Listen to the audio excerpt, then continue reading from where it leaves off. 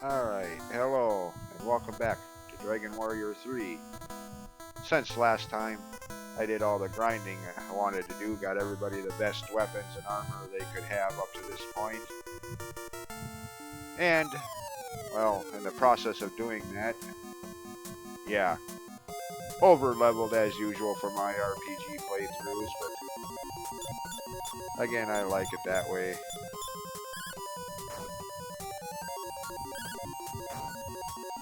Plus, the other reason I wanted to grind up these high levels was, well, two of them. Enemies in later areas will be quite annoying at lower levels. Enemy difficulty spike. And two, first and foremost, not so much money actually. I mean, 695, that ain't gonna last long. We'll be going soon, but notice I got the return spell, as this was the first game chronologically by original release, where the return spell or zoom spell works as it will in all of the games since, instantly returning you to most of the towns you visited, unlike the first game where it just returns you to Tantagel Castle or Part 2, where in the original it only returned you to the town you had last saved your game at, nowhere else. I mean, granted, they fixed that in the Switch version of Dragon Quest II, but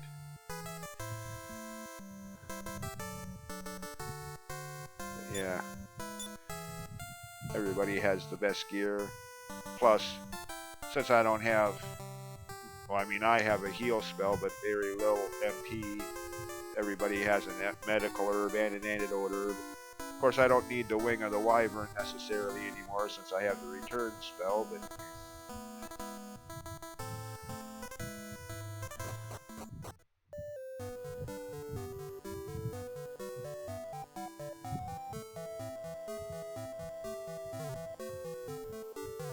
yeah. Got that. Noise for everybody.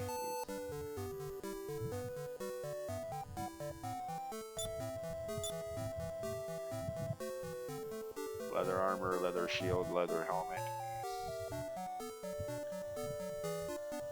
Not that I'm going to need all that armor and levels in this area, as where I ended the last video would have been suffice for this area. But again, I was thinking ahead to the next part of the game. The next area we'll be making our way to eventually, where enemies won't be quite so easy at those levels. Anyways, as someone mentioned back in the village of Reeve, pointed out in the first video, that little spot of land just a couple steps ahead of where I left off before this battle was triggered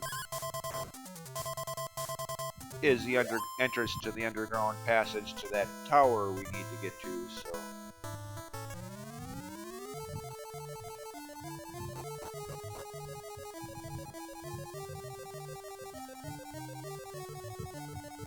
actually, wait, no, this ain't it. Never mind. This is something else.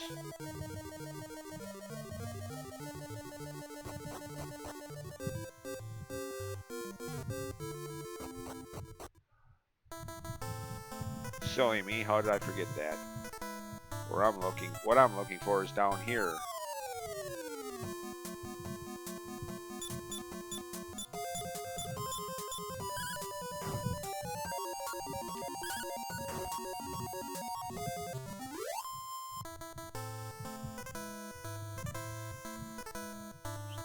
This cave here.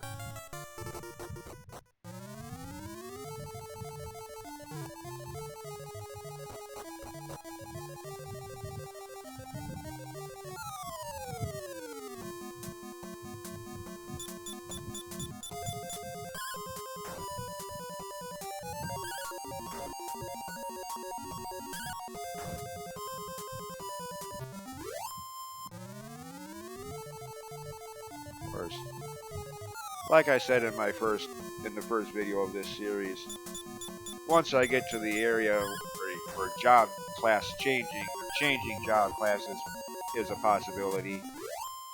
Then I'll change things up and have a more diverse party, white mage, black mage. But for now,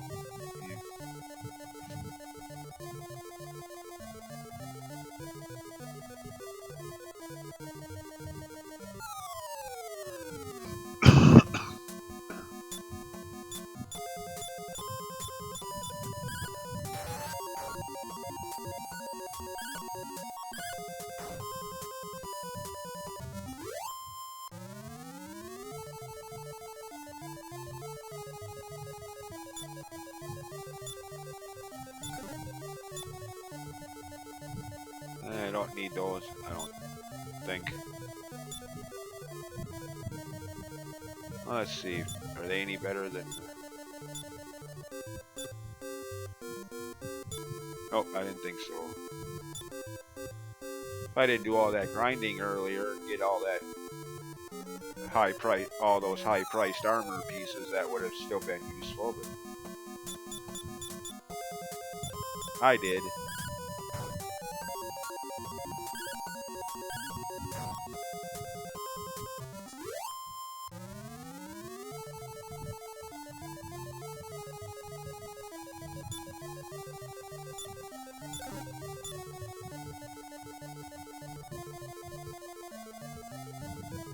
Oh, I think I took a wrong turn, actually.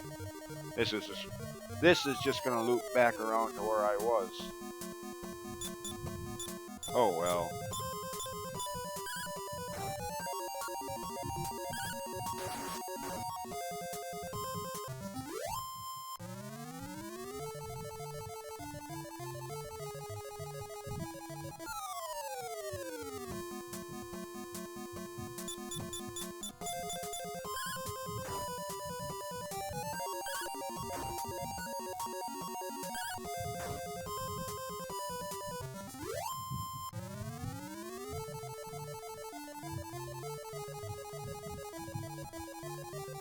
Yeah, that's what I thought. There's that treasure chest that had the Wayfarer's clothes. Yeah, this just loops back around. Took the wrong turn somewhere.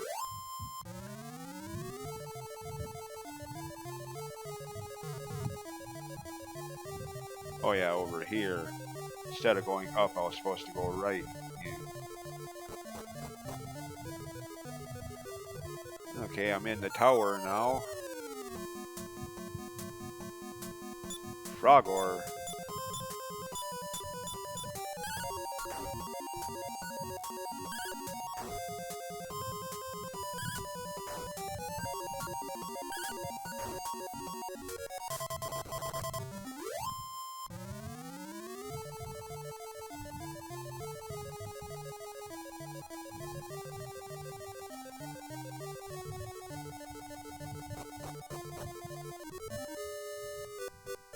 Okay. Let's see. I think over here there's an inn. I think. Yeah. Which could be useful on some playthroughs, having an inn there to replenish hit points and magic points, but for me, not so much so.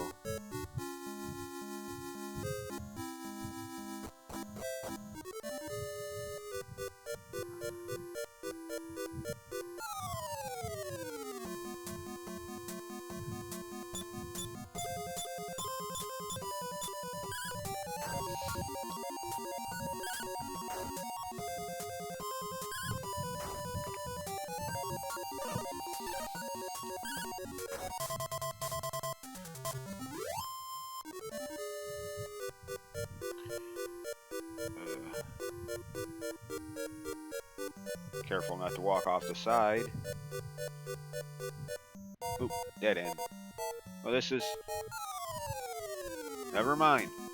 I was gonna say, at least this ain't like Final Fantasy II with those dead end rooms that are high in random encounter rates.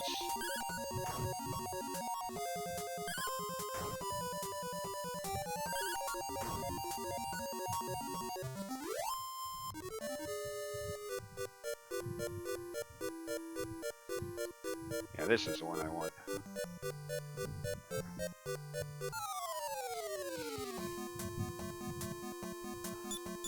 Now they can cast the surround, or dazzle, as they call it more recently, but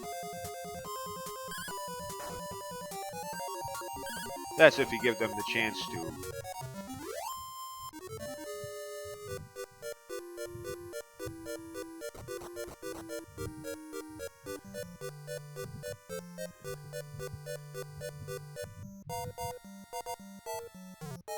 See, down. Well, there's that treasure chest up there, but as usual, I'm not going to try to get every treasure chest.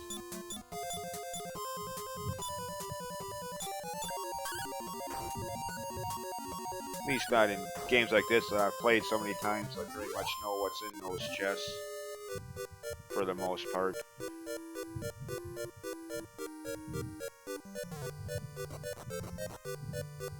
Oh, here we are. This is what we came here for. Really?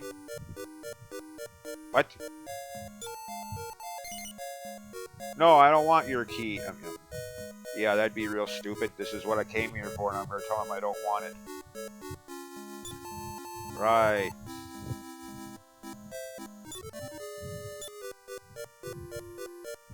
Okay. Alright. Again, don't need those anymore since I have the return spell now.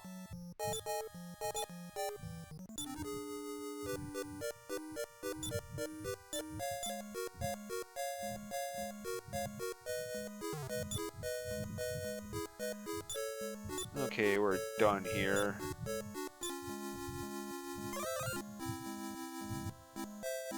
Let's just die from falling. No, not in video games you don't. At least not in any of the games I've ever played.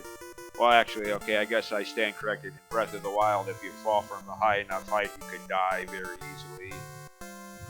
So I guess not every game character is immune to extreme height, falling from extreme heights. Unlike Cloud in Final Fantasy VII,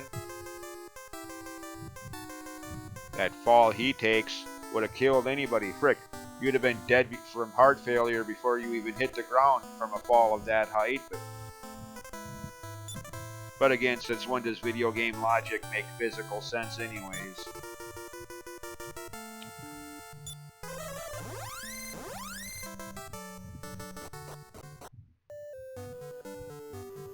Anyway, now that I have the thieves key, I can get in here.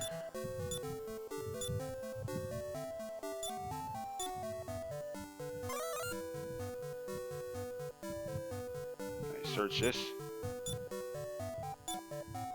No, don't look like it. Again, another element that was added in later games and remakes. What story?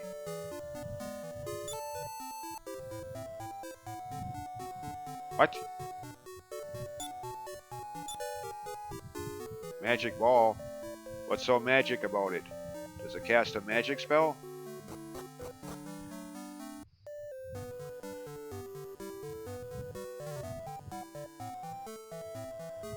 Alright, well, let's see. Yeah, I think we're good for now. Of course, attempt at jokes aside, we do need that item.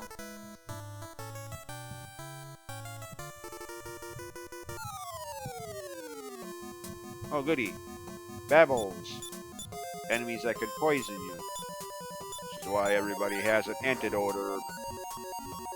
Since I don't have the antidote or squelch spell yet.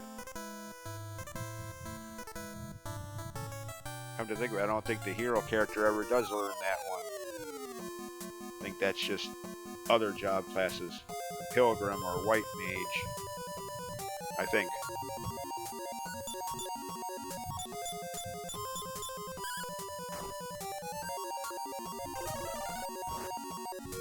Ow.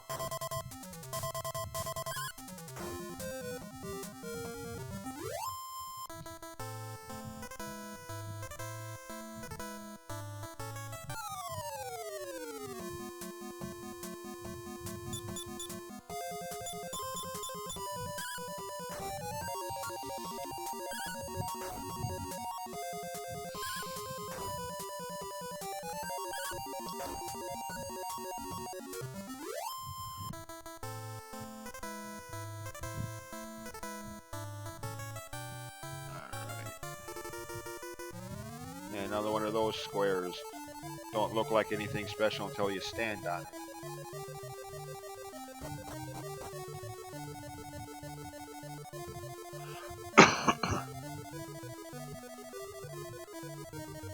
Oh, it's a dead end. Great.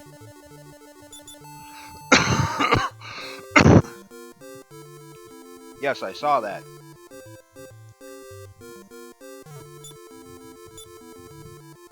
Oop, not. Magic ball. Oh, it's dynamite. I suppose, since these games are supposed to be like medieval times, I suppose back then dynamite might have been considered magical.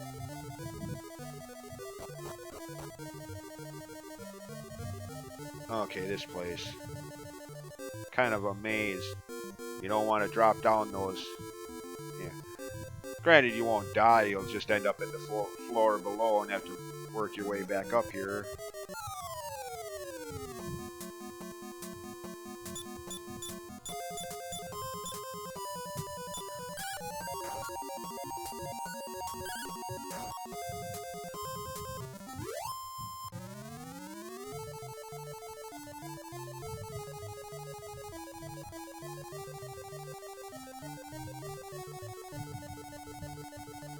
So, ignore that path.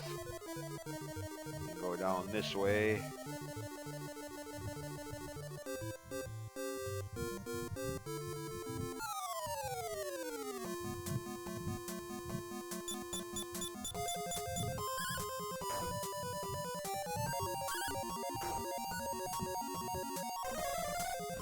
Ow.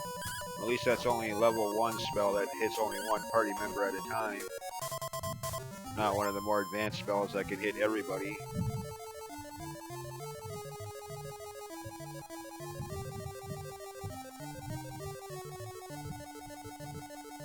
Again, another one of those traps you can fall through there. Alright, now watch out for that. You can go this way. And yes, that's how many times I've played this game between the NES original and in more recent years the Switch remake. One way or the other, how many times I've played this game. Have most, keyword there, most of the dungeons memorized.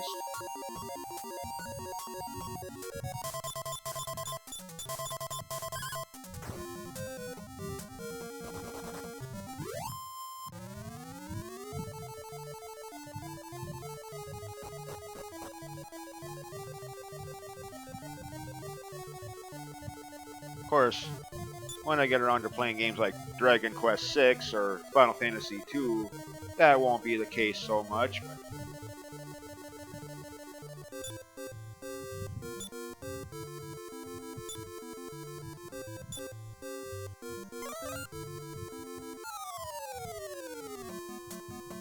okay, these are the ones I was thinking of in the first video. By AI script, pick one specific party member and target only that one until either they die or the party member dies, whichever happens first. And if the party member dies first, then they pick another party member and move on, rinse and repeat. And again, for my party, my playthrough, that won't be too big of a deal, but if you have a priest, white mage, or wizard, black mage, with their low hit points and defense, that could be very bad if they pick one of those two. Good God.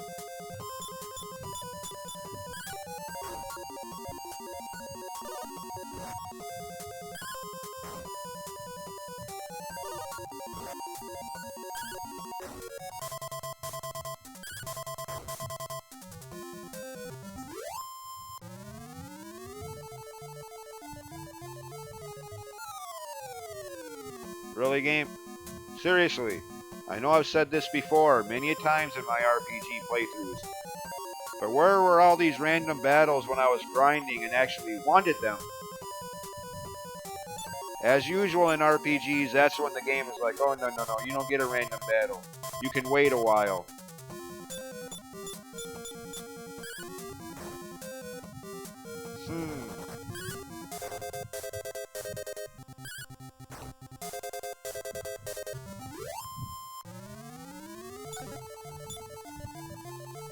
A leather helmet. Yeah, too bad we already all four have one of those.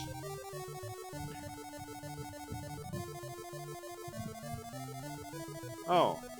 Well, if you'd played Dragon Quest II, yeah. Warp panel. You knew that by now if you'd played the second one. Or a lot of the other ones that came after it, I suppose. But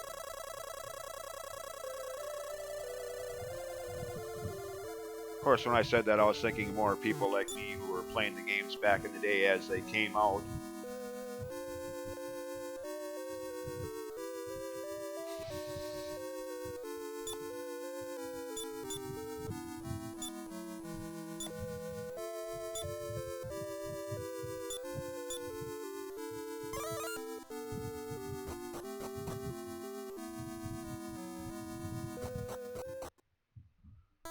New continent.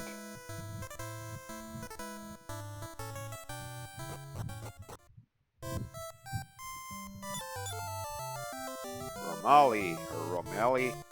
Supposed to be like ancient Rome. Or so I've heard.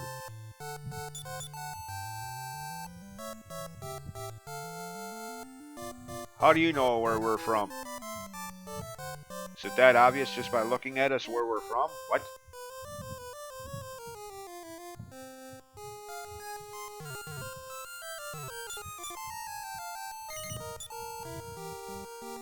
Ooh, broadsword. Shell. Okay, they got some good stuff here. What do you have over here? Oh, okay, this is just items for the most part. Alright, well.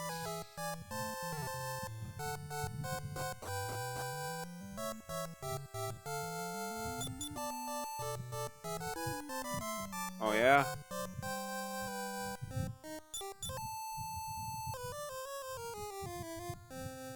And you can watch enemies battle each other, place wagers on who wins, and interesting idea, I just never really bother with it. Because one, in my experience anyway, the chances of winning any money there is slim to null. And two, even if you do, by the time you do the amount you win, you could probably have won from random battles grinding anyway, so yeah, in my experience it's kind of pointless. Nice idea, just could have been done better.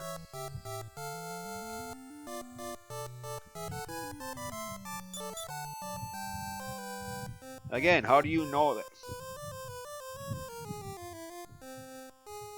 Oh.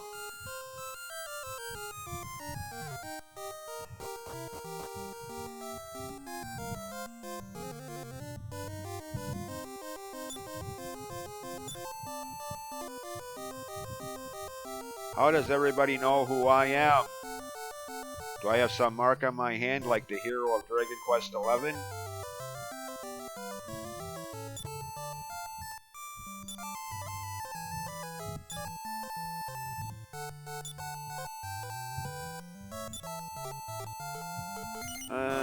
Sure, why not? Yep. What? Kandar, or Robin Hood, supposed to be a play on the word Robin Hood in the remake.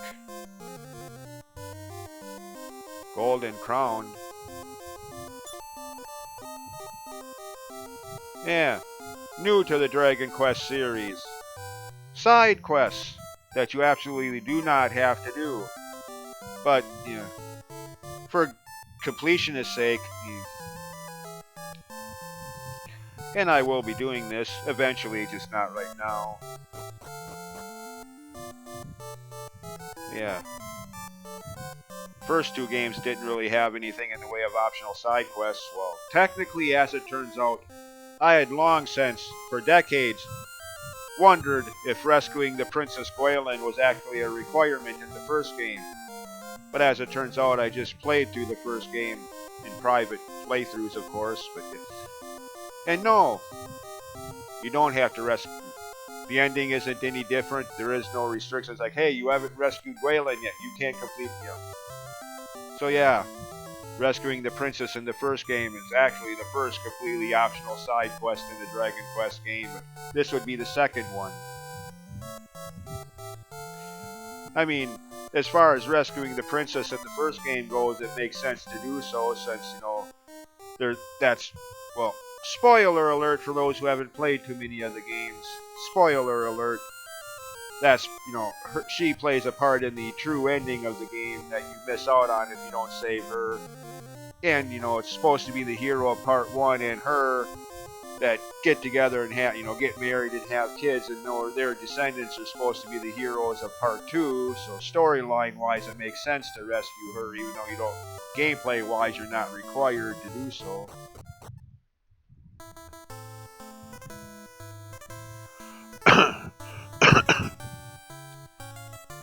And yes, it took me this long to realize that because, just something I'd always done every time I played the game. Never really thought much about it until just recently. Like, hey, wait a minute. Do you even have to do this?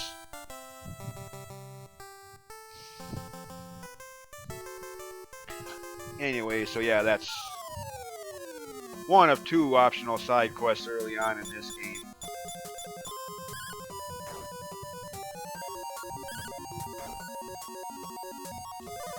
And now you see why one of the reasons I did all that extra grinding to get to the levels I'm at now. Some of the enemies here, if you made it here in the levels more suited for the first tower, some of these enemies could be very annoying. Oh god. Which, if you like your challenge playthroughs, I guess would suit you just fine, but for me, no. Oh goody, poisoning. Wait a minute. Item, not equipment. Antidote herb. Who's poison? Okay, Simon.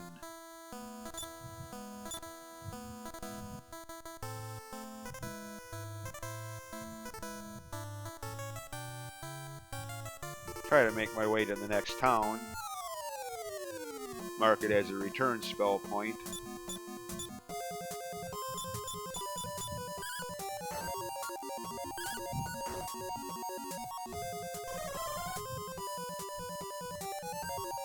Slow. Slow that.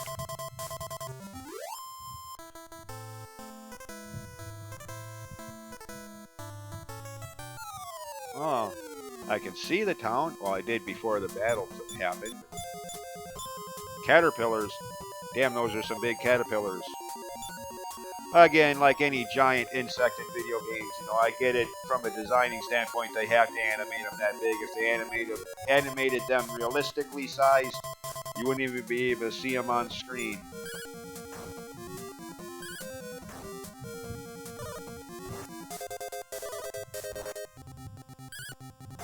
Like the giant flies and bees in Portrait of Ruin.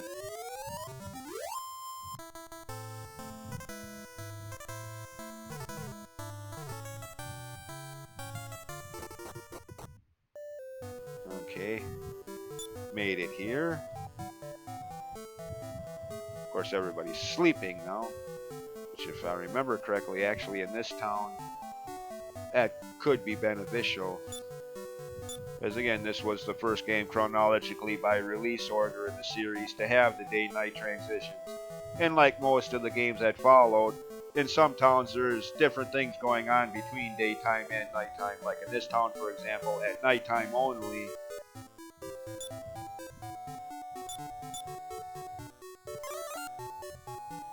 While he's sleeping, some hero we turn out to be. While this poor store shopkeeper is sleeping, we break in and loot his treasure chest, and we're supposed to be the hero destined to save the world. Phooey! Common thief vandal. But again, since when does video game logic make physical sense?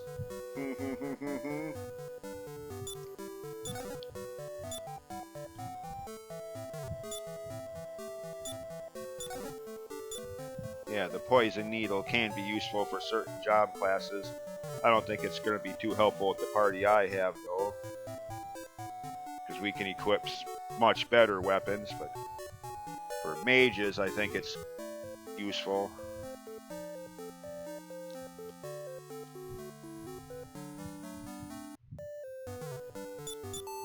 At least at this point in the game.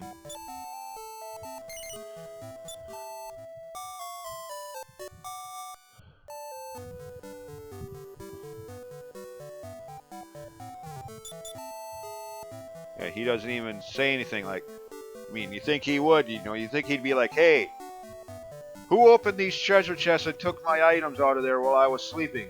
Dirty thief. Find the person who did that and kick his... Yeah. He doesn't even say anything. Yeah.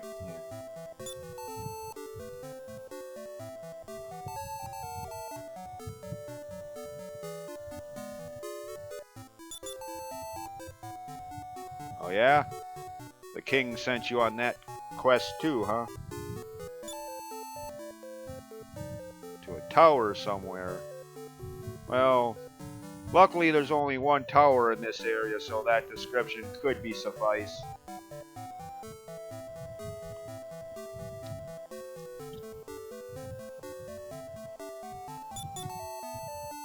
Knave?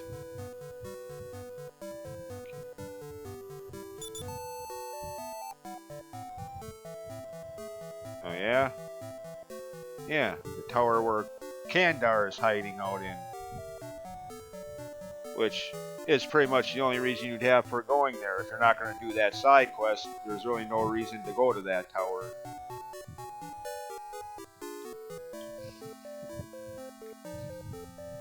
I mean, there might be some useful items, I guess, but... Wait a minute. Did I talk to you? Yeah, okay, you're the one. How soon I forget. Okay, there's the House of Healing, Sanctuary.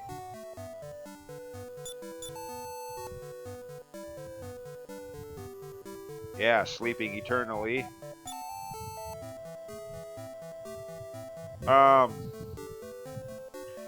Dude, you can't believe everything you hear. Seriously.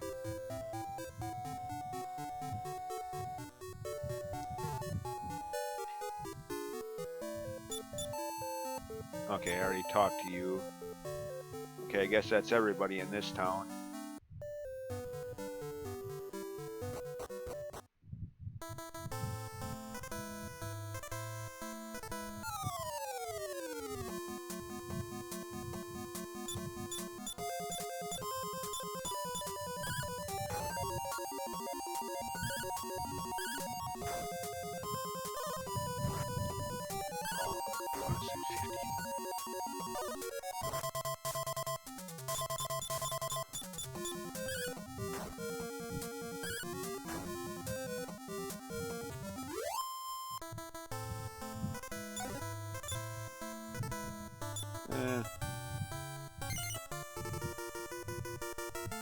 Let's see, what can I get rid of?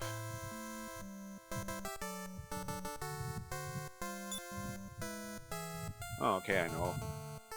Not gonna need that since I have the return spell.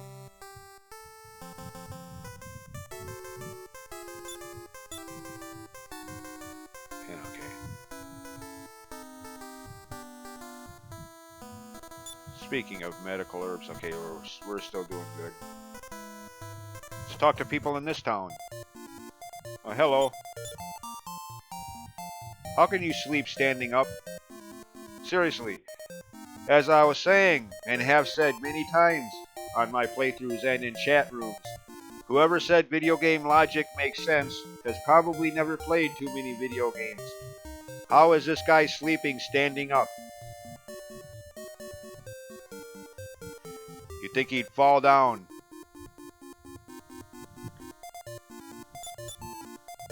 Everybody sleeping here? Man, I've heard of the expression sleepy town, but this is ridiculous. Yeah, This is part of another side quest, completely 100% optional, making this the first game chronologically by release order to have multiple side quests. As I said earlier, the first game had one with rescuing the princess, but that was the only optional part of that game other than grinding, which wasn't really a side quest.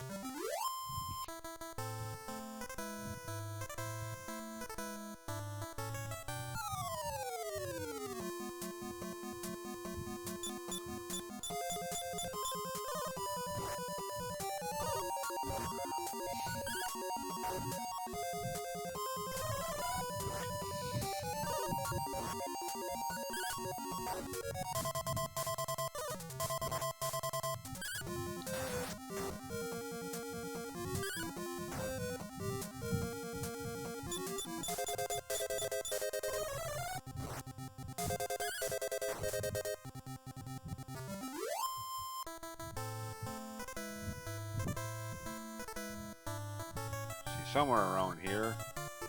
Ah, there it is. I see it. Almost made it. Now, what am I worried about? Look at all those hit points we still have. Oh, of course. As soon as I open my big mouth.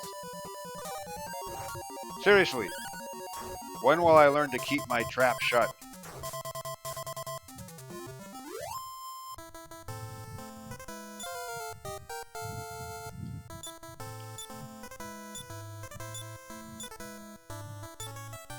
What new spell? Seriously. I like in the newer games they actually tell you what the spell is. They don't just say, oh, you learned a new spell. Well, what one? Okay, I already had those, so...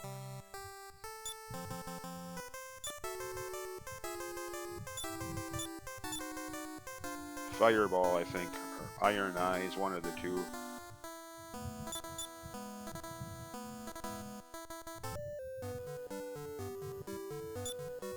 Elves, huh?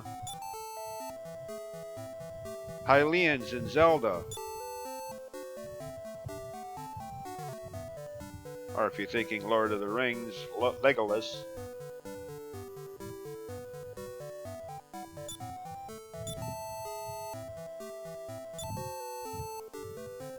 So yeah, this gets to the point of the second optional side quest.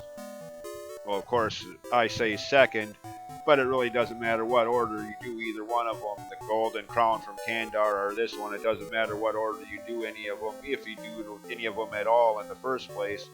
But judging by enemy difficulty, I would recommend doing the Kandar one first and then this one, because this one has stronger enemies in the cave you have to go through to get this item. Yeah. I will be doing this side quest later.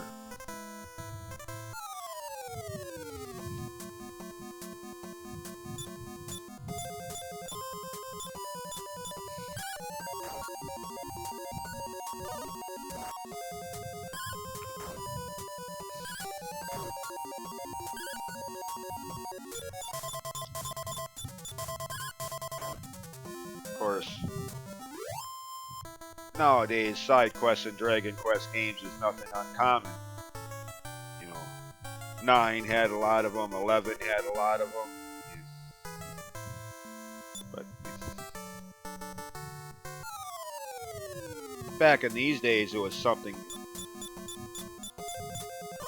a little bit more of a big deal, since, you know, it wasn't too common yet at this point.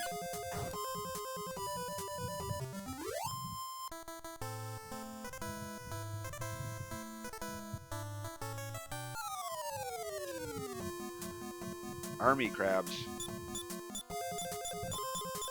Oh shoot. I just now noticed my character only has 31 hit points left. Ooh. Okay. Ouch.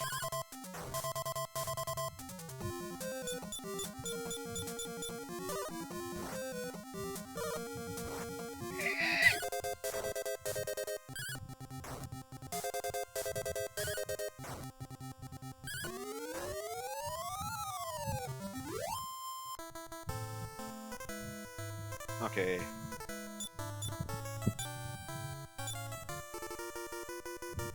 You know, all the towns I've visited so far. Instantly return. Again, for the however many times. I love this spell. I really wish Final Fantasy games had that kind of thing too. Sadly, no. I mean, there you have the airship, as many fans have pointed out, to try to counter that point.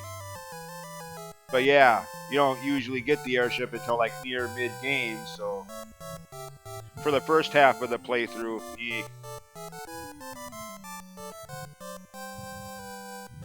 and even then, you can only land your airship in flat, grassy fields, which again makes logical sense, but they usually don't have any of them anywhere near where you're, especially in the older games, anywhere near where you're trying to go to next.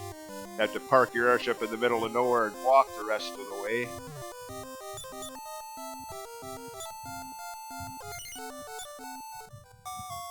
Which again makes logical sense, sure, but like I said multiple times in my Final Fantasy 1 playthrough, why are they deciding to make logical sense about that, when especially in games like the first Final Fantasy game, you can walk on molten lava, suffering only 1 hit point of damage per step. Yeah, or you can cast fire spells in the water dungeon underwater. Uh-huh. Then they decide to get logical about landing airships on top of trees? Please.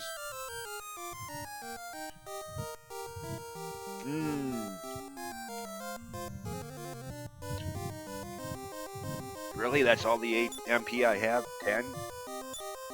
That's my maximum MP? Wow, I suck. Good thing I don't need to rely too heavily on magic other than the return spell, which with only 10 MP I can only use once in these games. Granted, in the remakes, they reduced it down to 1 MP, well, the remakes and the newer games in general. But back at this point, it was still 8 points, 8 MP to use the return spell. Yeah. Very convenient, don't get me wrong, but yeah. I can only use it once before having to replenish my MP at an end.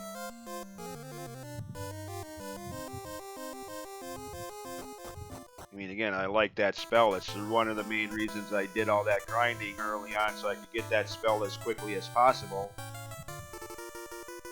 But, yeah. Now, there is a shrine over there, but can't do anything there yet. And the path over this way to the right, well, you could try going that way, but at this point in the game, even me at the levels I'm at, this way could be a little too treacherous. As the next parts of the game, extreme enemy difficulty spikes. Again, you could try that, but yeah, I'd save my game first. Granted, in these games, it's not like you're going to have to redo everything from your last save point. If you die, you just lose half your money. But if, like me, you're trying to save money for weapon and armor upgrades, losing half of that could still be almost as annoying. So yeah, point being, I wouldn't recommend heading east yet.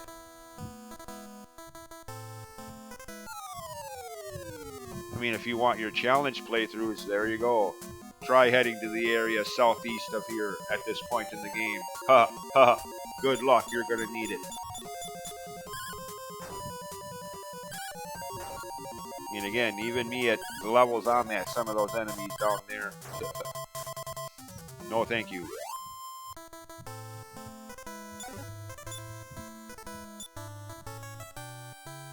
Nope, not this time. I do, however, want to go back to town and sell some of this stuff.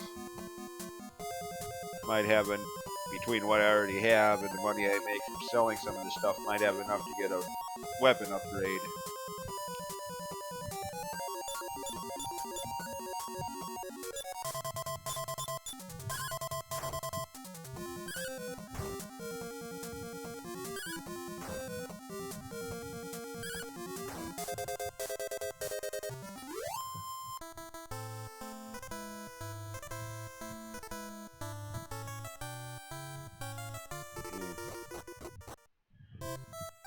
Okay. Let's see who's...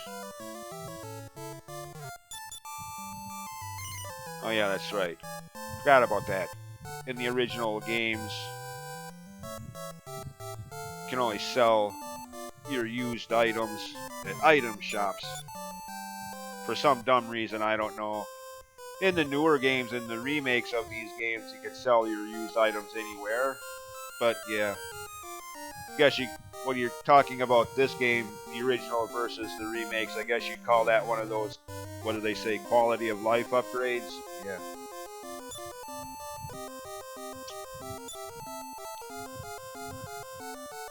Okay, let's see. Well, not that. No, no, no, no, not that. Not yet. Eventually, yes, but not yet. That's not the item I had in mind. Hit the A button one too many times, yeah. Get rid of that stupid thing. Oh, I already have 1,500 bucks. Okay, well, still. Let's see, what else can I sell? The Wayfarer's clothes. 52 bucks. Oops, I skipped one. No, I think I'll hold on to those since I only have 10 MP and I'm the only one that has a heal spell. Yeah. I think I'll hold on to those healing and antidote herbs for a while longer.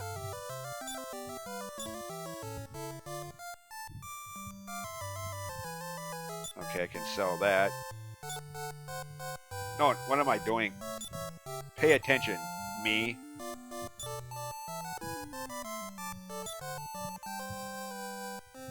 Okay, who was it that had that?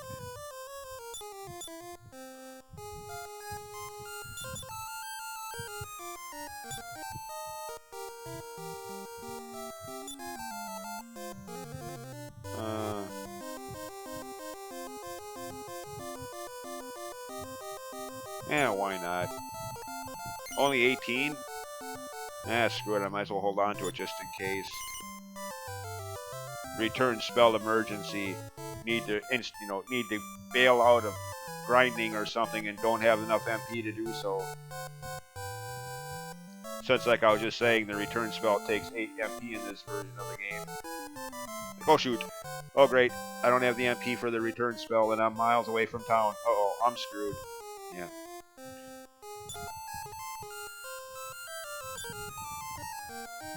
Okay, there's the one now.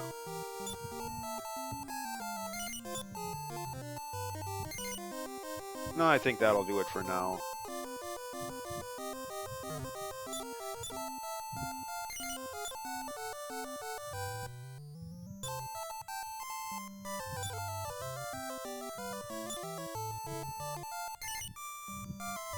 No, not at the prices you're charging.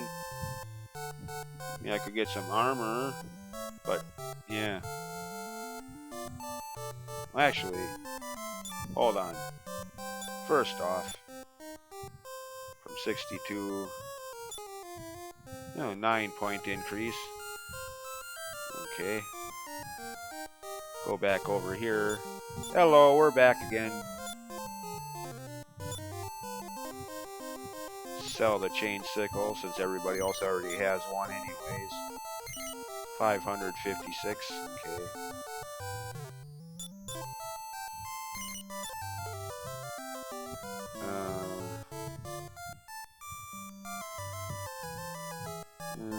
Wait, I already have the leather armor. What am I? Shell armor? Nah. Chainmail.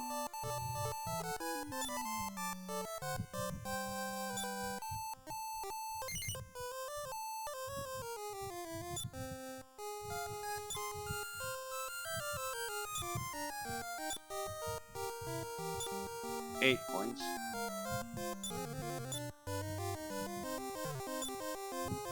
Oh, wait a minute. What? Yeah.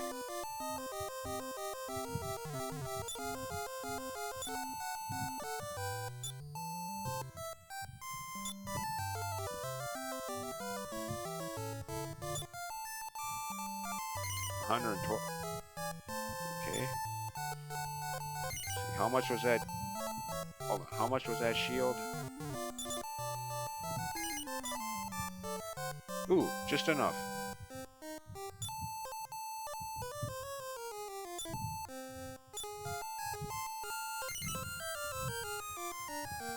Nope.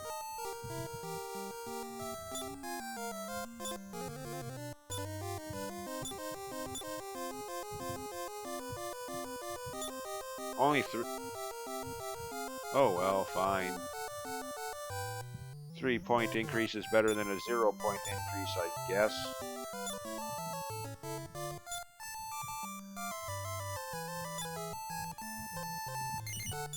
Okay. Alright. So much for that round of upgrading gear.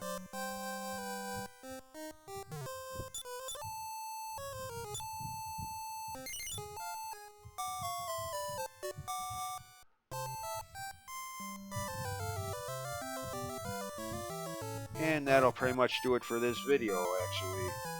Since I'm going to be spending a lot more time grinding for more money to buy more weapon and armor upgrades at both this town and the town of Knave north of here. So, see you next time, when again, I'll be ready to make story progress. See you then. As always, thanks for watching, and bye.